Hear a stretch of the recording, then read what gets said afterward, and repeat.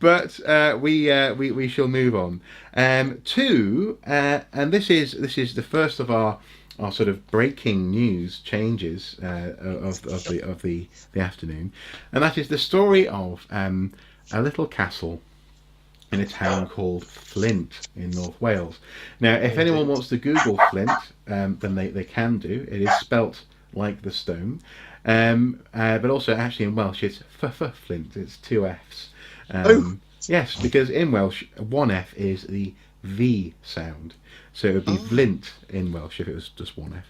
Anyway, right. Flint is a town in North Wales, not too far from where I grew up. That's why I'm rabbiting on about it. And it has a castle, one of the chain of Edward's castles through North Wales, including the famous Caernarfon Castle, where Prince Charles was formerly crowned, Beaumaris Castle, Harlech Castle, Conwy Castle, Rhuddlan Castle. Flint is probably the lesser known of all of them, I suspect. It's a less impressive ruin, even though I do have respect for the place. And in the midst of that ruin, there was a proposal to install.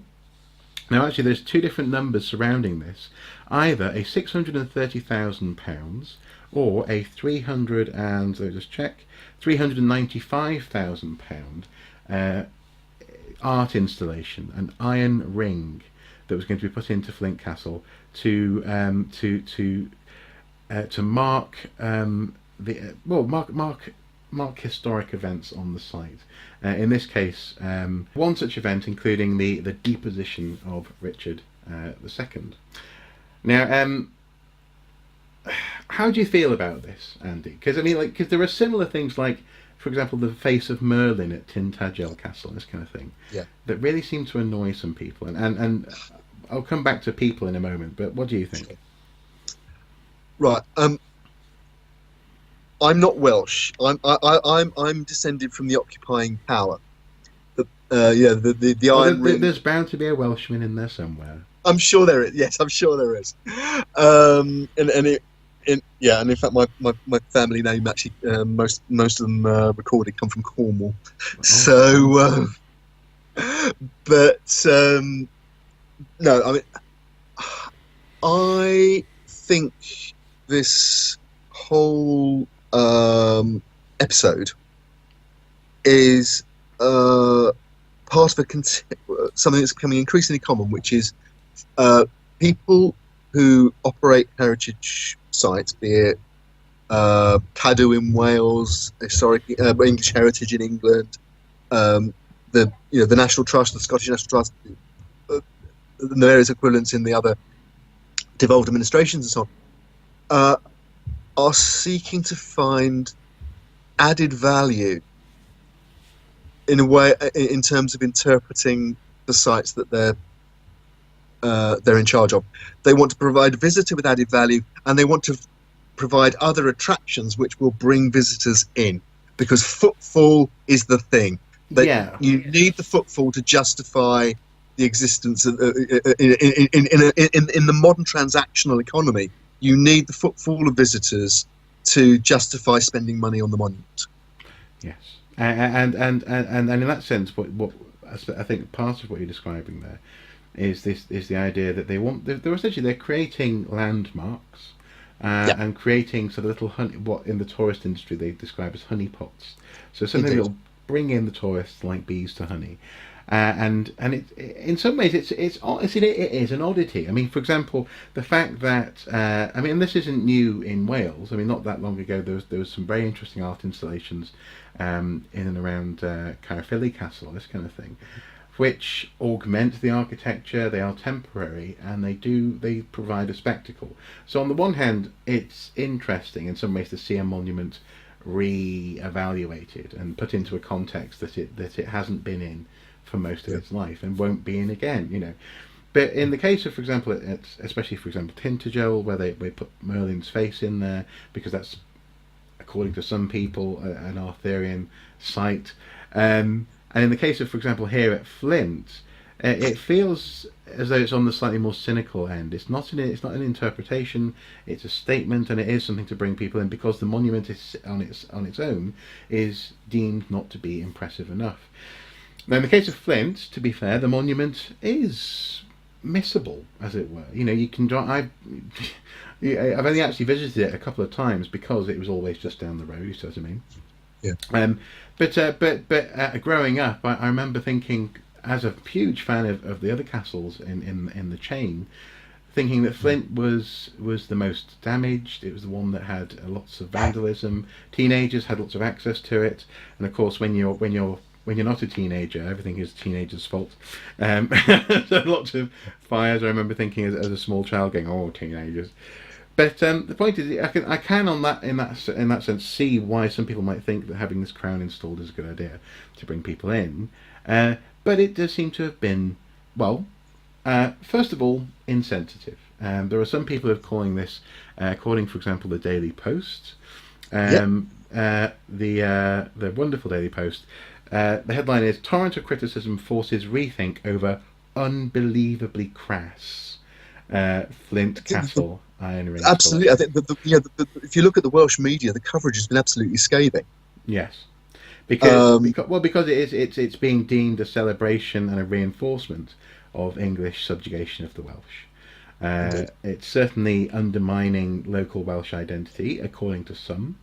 And yet, this was a project that was backed by the Welsh government. It was in Cardiff. Yes, absolutely. It is fun, and it is interesting because it seems to me that this is one of the problems that I think lots of people who don't live in, and people who live in England find hard to grasp, is that when someone in Wales or when someone in Northern Ireland or when someone in Scotland uses the word national, it actually has those two meanings. It can mean Wales, it can mean Britain. And I think sometimes politicians forget that national identity, national pride, can actually sometimes be sort of conflagrated and subsumed by one or other of those two identities. That's an interesting point. One thing I think while we're talking about this, the comment from actually Applied Cymru, a nationalist, Welsh nationalist MP, on this particular controversy caught my eye. Where the quote is, "I hope to see the Welsh Government announce a new design soon for the installation at Flint Castle that both recognises and respects our past. I'm sure the people of Flint and the whole of Wales will be happy to support that." Now, there's an acceptance there that, yeah, an installation at Flint Castle might actually be good. Might actually be good for Wales, might actually be good for tourism, might actually be good for interpreting Welsh history. It's just not that, not that version. Was this Mr. Skates? Was it? I'm just looking. Hang on a sec. It's Theo Griffith. Oh, okay. Well, this is a good pronunciation there. Well done. Yeah. Who originally said this crass design for a sculpture to symbolise Wales' oppression was inappropriate and insulting to the people of Wales. Okay. Well, sorry, Mr. Skates announced a rethink. It was that chap who was saying this. But as you say, that he sort of goes on to say there's some other little quotes in the Daily Post article. This crass design was a sculpture to symbolise Wales's oppression and is inappropriate and insulting to the people of Wales. It shows a serious lack of judgment by the Welsh Government, which failed to consult local people about a £400,000 sculpture. That's a third monetary figure we've got there.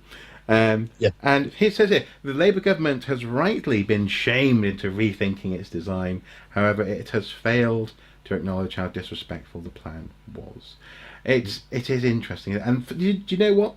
The first time when I shared this on Archaeology, asking people to comment, it didn't even occur to me that it might be. I didn't think of. I was thinking about it as an aesthetic actually, but it's definitely a statement of English oppression potentially. But would you like to know what people were saying on the Facebook page about it? Oh, yeah, please. Okay. Yes, definitely. A little bit of vox pop. So someone said it looks like a Stargate. It's true, actually. Actually, what I was going to say. So go on. We'll publish the links and people can see the CGIs for themselves. But it looks like a sort of a giant frisbee that's crash landed. It does. You expect a dog to come in and just pick it up. That's a UFO that misjudged the approach. Someone else. Well, with the Stargate, I just want to see them sort of, winching it up and and then going through. Someone else says, ... is this a joke? Someone else says, is this temporary or permanent? I'm personally of the opinion it has the potential to detract from the appreciation of the castle within its setting, even if the castle is not as isolated as portrayed, which it's not. It's fairly close to the town in that sense. You can walk there quite quickly. Surely there is a less intrusive and abstract way to communicate the message that they wish to without inserting this into the surrounding landscape. Someone else just simply posted a picture of a UFO having crashed. Someone else put J.R. Tolkien's famous The One Ring. Yes. Yeah, I can see that. Yep. We don't think much of this, says someone else. That's going to confuse future archaeologists, says another person. I don't think it would, to be honest. I think we have ways and means. Well, don't forget also, archaeologists deal with setting and landscape all the time, I think we can get a little bit precious about. We can say it detracts from the setting of Flint Castle. Actually, there's been 500 years of detraction from the setting of Flint Castle as it was when Edward first built it. And in fact, it's very interesting. You look at those CGIs we mentioned earlier. All of them show the castle and the object in isolation without showing its relationship with the town, as you say. Or with the water, yeah, absolutely. Yeah. So 2 more points I'll say here. One person said, what's an incredibly intrusive and pointless object? And finally, one of my favourites, I would have much preferred the Iron Throne. From Game of Thrones. Go with that. That would have been brilliant. Yeah, just people just turning up. And people would have turned up in their droves to sit on that thing. There you go, Welsh Assembly. There's a free idea. Just make a version of it. Doesn't have to be the same thing. To be honest, I think Belfast have already nobbled that, haven't they? Given they make the programme there. They have, haven't they? Oh, yeah, yeah. Actually, speaking of which, very quickly, I visited. Not last time I was there, but the time before. We went to the famous road with the trees. I forget what it's called now. The very famous road with trees. You'll see. It's on postcards and everything. We're talking about Game of Thrones, if anyone hasn't. Yeah. It's in Game of Thrones. But what's fascinating is it's effectively become pedestrianised. What is a lane that people used to go 60 miles an hour down is now people come around the corner, if they don't know it's there, they go, try not to squash this sort of herd of people, and then people just sort of look at it, meandering. It's amazing what these honeypots, they work. They bring people in, but in this case, maybe not a hideous symbol of English oppression. And I think we have to be fair to the people that thought up the idea of doing something like this. Yes. That there are any number of